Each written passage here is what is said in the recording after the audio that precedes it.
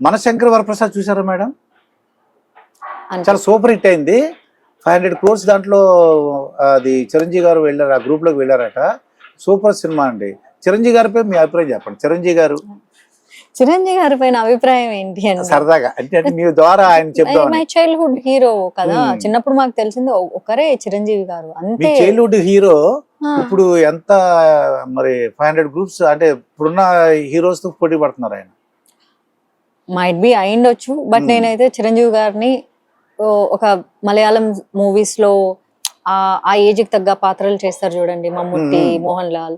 అలా నాకు చిరంజీవి గారిని డాన్స్లు, ఆ హీరోయిన్లు ఇట్లా కాకుండా నాకు ఆ హుందాగా Hmm. ఆయన వయసుకు తగ్గ పాత్రలు అంటే, ఇప్పుడు చాలా మంది అన్నారు ఈ వయసులో కూడా డాన్స్ చేయడం గ్రేట్ అని. డెఫినెట్లీ గ్రేట్, అసలు కాదు అని నేను అన్ను.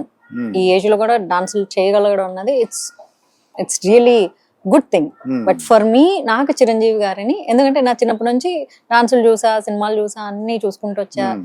ఫేవరెట్ హీరో చిరంజీవి, అసలు యాక్టింగ్ అంటే చిరంజీవి.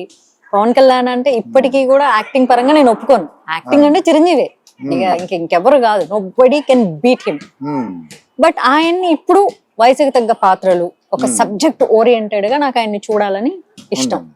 ఇప్పుడు బంగారు లాంటి మాధవలత అనమంటారా, వెండి లాంటి మాధవలత అనమంటారా? ఎందుకంటే రెండు రేట్లు ఏది ఎందుకంటే మా బంగారు నిజంగా మంచి ఇంటర్వ్యూ ఇచ్చారు. హలో, ఆ, కేజీ వెండి 3,20,000, ఆ, ఒక 20,000. ఆ. కేజీ బంగారం ఎంత? ఓ, అయితే ఎప్పుడు బంగారమే. ఎస్. మా బంగారపు మాధవలత మరి తను అనుకున్న విషయాలన్నీ బాగా నెరవేరాలని కోరుకుందాం. చాలా చక్కటి ఇంటర్వ్యూ ఇచ్చారు. మరొక ఇంటర్వ్యూతో మీ ముందుంటాను. మీ మాస్టర్ దుర్గా ప్రసాద్. నమస్తే.